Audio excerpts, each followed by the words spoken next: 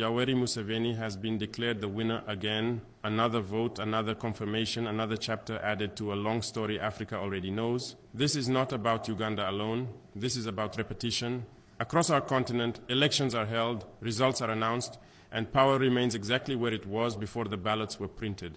The process looks democratic, the outcome feels permanent, and the youth are told to wait again for the next cycle. When I look at Uganda's election, I do not see chaos, I see structure. I see a system that has learned how to survive pressure by absorbing it. Internet shutdowns, state machinery, familiar opposition struggles, familiar international silence. Many will ask, why speak now? Because patterns are dangerous when we stop naming them. In Bukina Faso, our path did not begin with approval. It began with refusal. Refusal to accept that time alone creates legitimacy. Refusal to believe that stability without sovereignty is progress. Uganda's election did not shock Africa. What should shock us is how normal this has become. Today is not about judging Ugandans. It is about questioning a political model that keeps repeating itself while Africa's future waits outside the door. When leaders win again and again, the world calls it experience. Inside Africa, many are told it is stability.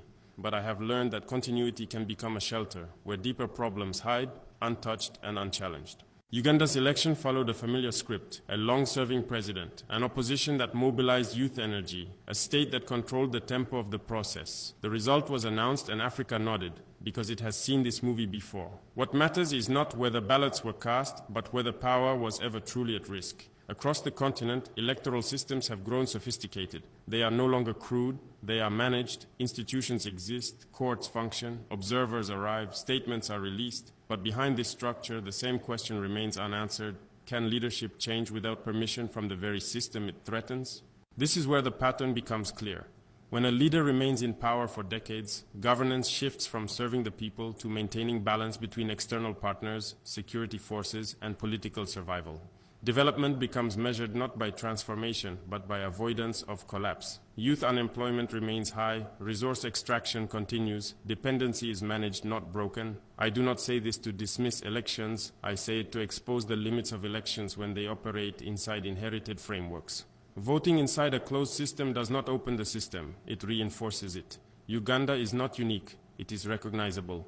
From Central Africa to East Africa, long rule has been normalized through procedure. The people vote, but the structure decides how far that vote can travel. In Burkina Faso, we reached a moment where waiting for rotation inside that structure was no longer an option. Insecurity was expanding, sovereignty was shrinking, our future was being negotiated without us.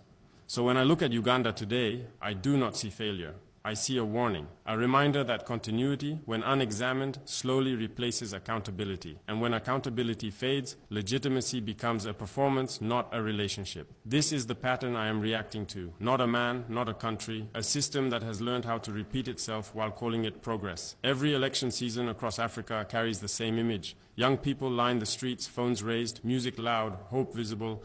They campaign, they volunteer, they defend their vote with passion, and then, when results are announced, that energy has nowhere to go. This is not because African youth lack numbers, they are the majority. In many countries, more than 60% of the population is under 30. This is not because they lack awareness, they are more informed, more connected, and more politically conscious than any generation before them. The problem is structural. The door they are knocking on was not designed to open. In Uganda, as in many states with long-serving leadership, youth participation is encouraged only up to a point. Mobilize, but do not disrupt. Vote, but do not threaten continuity. Protest, but within boundaries defined by the same power you are challenging. The system absorbs youthful pressure without transferring real authority.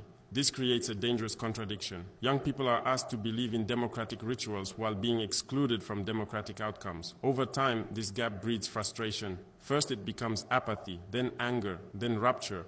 I have watched this pattern repeat across borders. Youth movements rise around charismatic opposition figures.